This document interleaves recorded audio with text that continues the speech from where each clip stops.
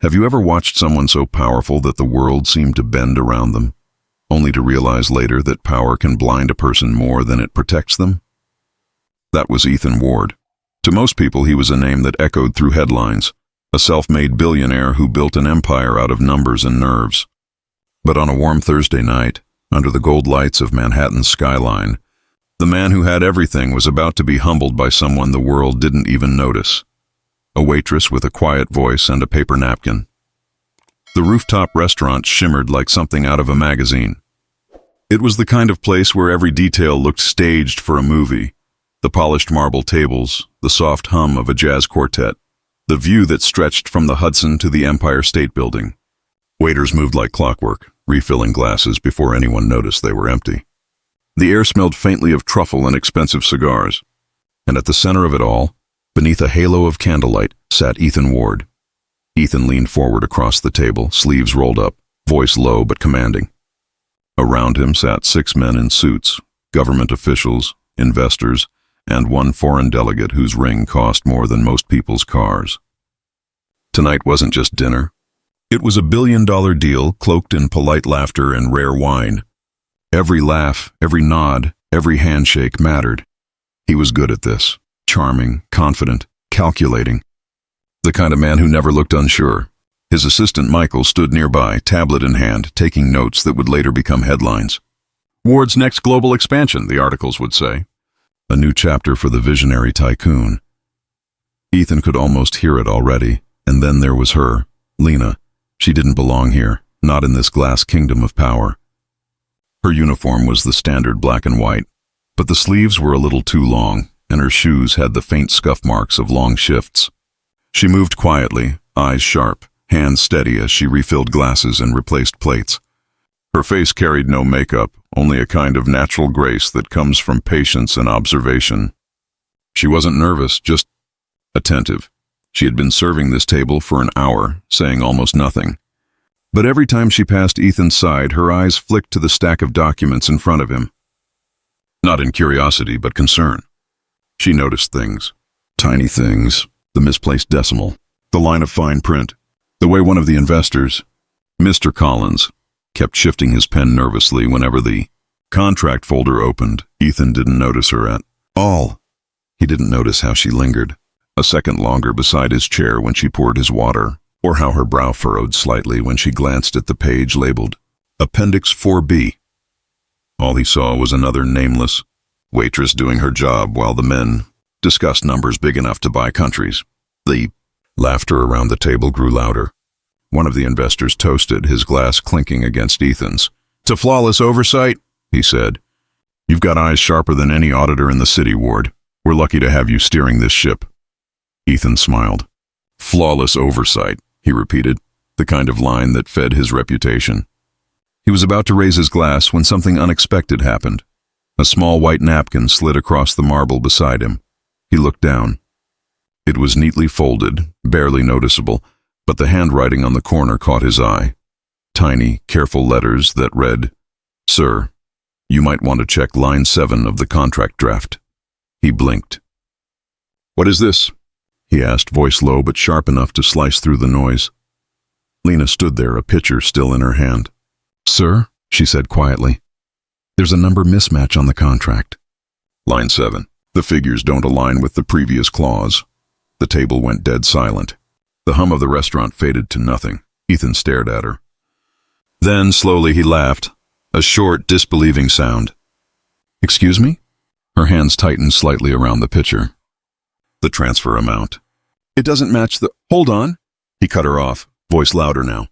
"Are you seriously interrupting my meeting to talk about numbers? You're a waitress." The last word hit the air like a slap. "Not my accountant, not my lawyer. Do your job and stay out of mine." The other men chuckled, relieved to have the tension broken. One of them muttered, "Guess she wants a promotion." The laughter spread, sharp and cruel, bouncing off the glass walls. Lena's face didn't flinch, though her eyes did flicker, hurt hidden behind control. She gave a small nod. "I'm sorry, sir," she murmured softly. "I didn't mean to interrupt." "Good," Ethan said coldly. "Now go." She turned to leave. But as she did, her hand brushed against his folder, just for a second. And when she pulled away, she slipped something underneath, No one noticed. The men had already moved on, talking about percentages and bonuses, and Ethan was too busy feeling smug about the interruption. Within minutes, she was gone, swallowed by the blur of waitstaff and silver trays. The meeting lasted another 2 hours. Deals were finalized, signatures inked, hands shaken. Ethan left that night feeling invincible. He had no idea that everything he believed about his empire would unravel before morning. Later that night, the restaurant was nearly empty. The candles had burned down to stubs, and the staff moved quietly, clearing tables and stacking chairs. Ethan remained at the corner table, scrolling through his phone, waiting for his driver. He glanced at the contract folder one last time, pride flickering in his eyes. Flawless, he muttered to himself. That's when he saw it, the napkin. It was half-tucked under the folder, creased and smudged with ink. He almost ignored it, thinking it was just a used napkin from dinner. But then he noticed the writing. This time it wasn't a note about a line number. It was a full sentence, written in the same neat, deliberate handwriting. This deal will bankrupt you. It's a setup. His heart stilled. He read it again. It's a setup. The words were so confident, so final, it didn't sound like a guess. It sounded like a fact. He frowned, flipping through the contract again. His finger ran down the columns of numbers, the legal phrasing, the fine print. Line 7. There it was, just like she said. The figure listed, $200,000. Something about it didn't sit right. He compared it to the earlier clause, cross-checking the amounts. And then it hit him. There was an extra zero. A single digit that turned a reasonable transfer into $1 billion overpayment. A mistake like that didn't just happen. Not in his world. He felt a cold rush crawl up his spine. He pulled out his tablet, checking the digital draft. Same error. Then he checked his backup file. Still there. The documents had been doctored. But by who? He looked around the empty restaurant, his reflection staring back at him through the window glass. The city lights blinked below like silent witnesses. He thought about the men at the table, who had access, who stood to gain. His CFO, the foreign investor, even the government liaison. Every one of them had motive, but one question burned above them all. How did she see it in seconds? He didn't even notice her name tag before. Lena. Just Lena, no last name. And yet she had caught what 6 executives and a full legal team missed. Ethan shoved the napkin into his jacket pocket and stood up. Michael, he called to his assistant, who was gathering papers nearby. Find out who that waitress was. Michael looked confused. Sir, which one? The one who served us all night. Lena. Find her. Michael nodded, flipping through his notes. I'll ask the manager. You think she's involved in the... Just find her, Ethan snapped. His tone softened slightly as he looked at the napkin again. I need to know who she is. Within minutes, the restaurant manager appeared, an older man with a trimmed beard and nervous hands. Mr. Ward, is there a problem? Was the service not satisfactory? Ethan handed him the napkin. Who wrote this? The manager's brow furrowed. Sir? The waitress, Lena. I need to speak with her. The man's confusion deepened. Lena? He checked his tablet schedule. I'm sorry, Mr. Ward, but we don't have a waitress by that name. Ethan frowned. What do you mean you don't have? She served me tonight. I understand, sir, but... The manager turned the screen toward him. Here's tonight's roster. We have a Lillian, a Marcy, a Zoe, and an Aaron. No Lena. Maybe she's agency, Michael suggested. Agency staff are listed separately, the manager said, flipping through another tab. No Lena there either. Ethan stared at him. So what are you telling me? That she doesn't exist? The manager's nervous laugh faded when he saw Ethan's expression. Sir, I can check with the catering company we outsource from, but I'm telling you, no one by that name checked in tonight. Everyone on staff clocks in digitally. We have full records. Ethan sat back slowly, confusion washing over him. The napkin in his hand felt heavier than it should have. Do that, he said quietly. And send me the list of everyone who's worked this week. The manager nodded quickly and disappeared. The room was silent again. Ethan looked out over the city, the distant sounds of traffic below.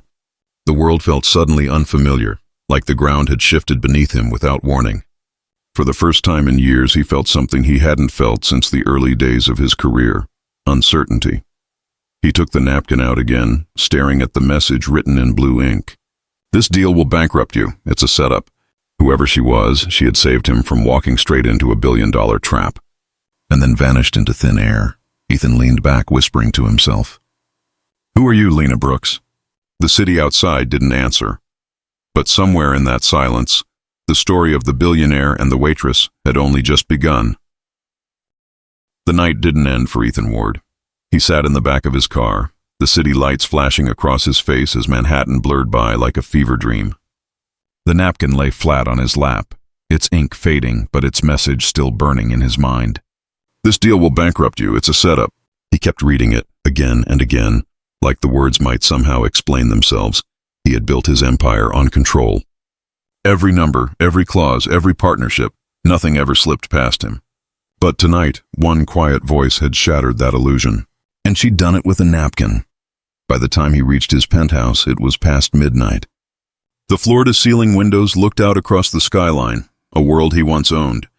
He tossed the contract folder on the marble counter and poured himself a drink. The reflection in the glass looked older than he remembered, harder, maybe lonelier too. He couldn't let it go. He needed answers. He pulled out his phone, calling his head of security. "Peter, I need the full surveillance feed from the restaurant, inside and outside. Every angle. Tonight. Send it encrypted. Everything all right, sir? Just do it." He ended the call and stared at the folder again. The paper felt heavier than usual, like it carried the weight of his own blindness. He had almost signed away everything because he'd trusted the wrong people. And the only person who'd tried to stop him wasn't even supposed to be there. An hour later, his phone buzzed. Peter had sent the footage. Ethan connected it to his screen and pressed play. The camera views popped up, angles of tables, servers, customers, and one particular figure weaving calmly through it all. There she was. Lena. She moved between tables like she belonged there, refilling glasses, taking orders, exchanging polite nods. Nothing suspicious, nothing forced. But as Ethan slowed the playback, something about her composure caught him. Every movement had purpose. She wasn't distracted or nervous like most temps he'd seen. She was deliberate, watching without appearing to watch. He zoomed in on one frame, her eyes lifting toward his table as she approached with a tray. Even in grainy resolution, her gaze looked steady, calculated. When she placed the napkin beside his glass, her lips parted for a moment. He rewound, slowed it, then replayed. Her voice couldn't be heard, but as her mouth formed the words, he read them easily. "You're welcome." He froze. His pulse quickened, that strange unease crawling up his chest again. She had known what she was doing all along. The warning wasn't luck, it was precision. "Who the hell are you?" he whispered to the screen. He watched her leave, walking toward the exit, setting her tray down, then disappearing into the elevator lobby. The timestamp showed 10:23 p.m. The camera outside showed no one matching her walking out afterward. She had simply vanished. The next morning, he called his assistant before sunrise. "Michael, cancel all meetings today. Tell everyone I'm unavailable. Sir, the board expects your signature on the—" "Cancel it," he said flatly. "And get me every employment record from our company from the last 10 years. Search the name Lena Brooks. Or Elena, any variation." Michael hesitated. "Elena." "Just do it." The call ended and Ethan stood by the window, the sun rising behind the skyline. He hadn't felt this restless in years.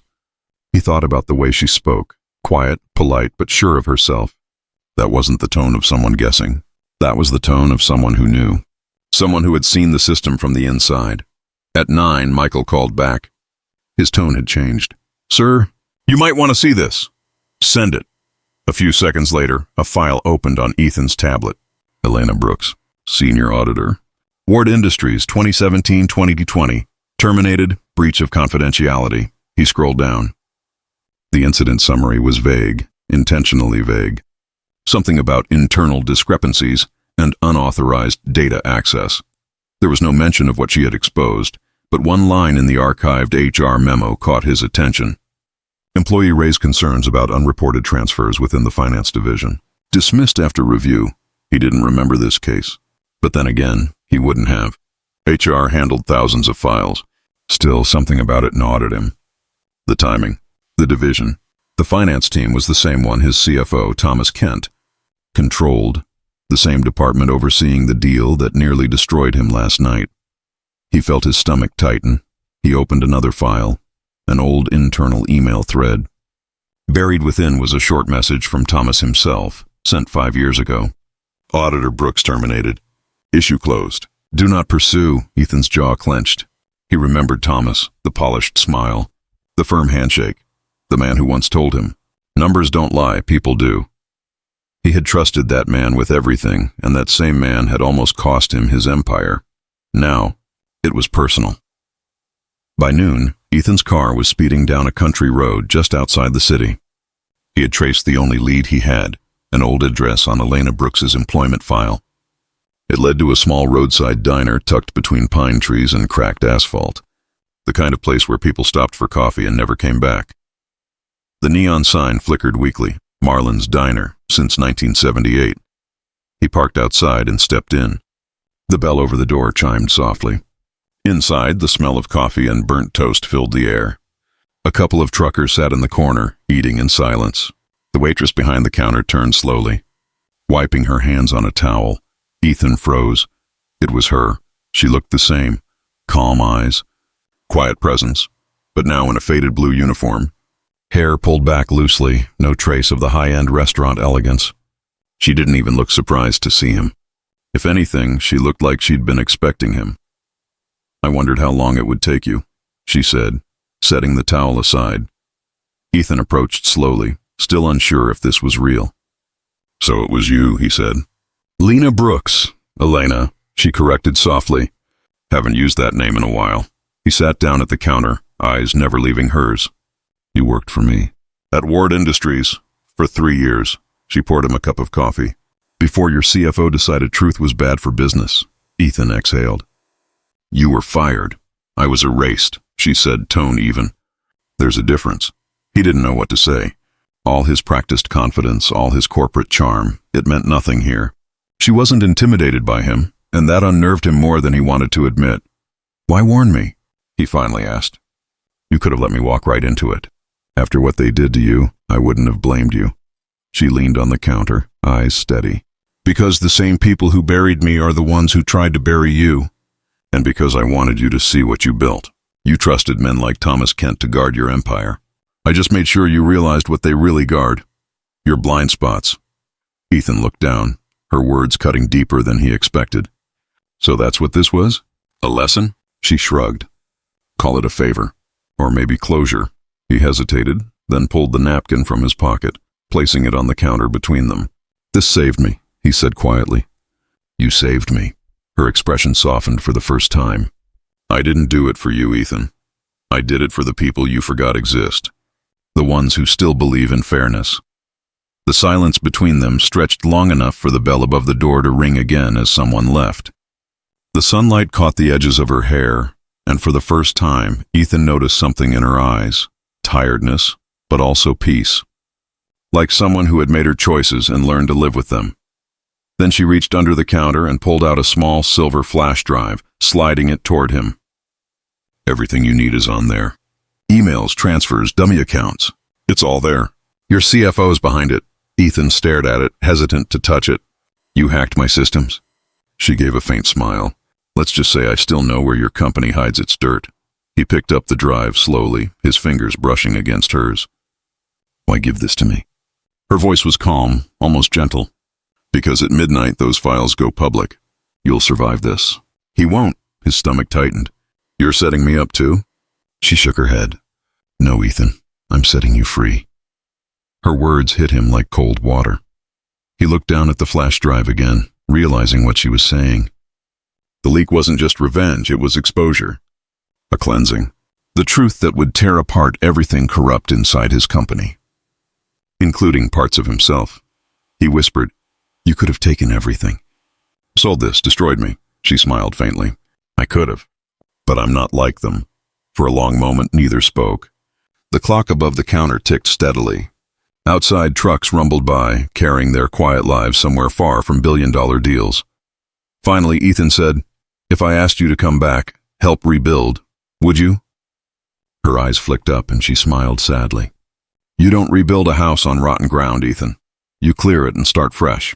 He nodded slowly, the truth sinking in. Then I guess that's what I'll have to do. Good, she said simply. Maybe then, the next Lena Brooks who speaks up won't be erased. He stood, pocketing the flash drive. You know, he said, voice low, the world thinks I built my empire from nothing. But maybe it was always built on people like you. She gave a quiet laugh. Then it's about time you learned their names. He smiled faintly, but before he could say more, his phone buzzed, an urgent call flashing from his assistant. He glanced at the screen, then back at her. Answer it, she said softly. It's starting. He stepped outside, lifting the phone to his ear. Michael's voice came through, frantic. Sir, there's been a breach. Thousands of files, internal documents have just leaked online. It's chaos. Thomas is gone. No one can reach him. By dawn, the storm had already begun. News anchors spoke over flashing headlines, reporters camped outside Ward Industries, and social media feeds exploded with words like fraud, scandal, corruption. But buried beneath all the noise was one headline that struck the world differently. Ward Industries CFO arrested for massive embezzlement. Anonymous tip saves the company. The anonymous source was identified only as LB inside his glass office overlooking the city. Ethan Ward stood alone. The place felt unfamiliar now, like it belonged to someone else. Papers scattered across the desk, phones ringing nonstop, staff rushing in and out with updates he no longer cared about. His empire hadn't fallen, but it no longer looked the same. For the first time in years, Ethan wasn't thinking about profits, or shareholders, or saving face. He was thinking about truth.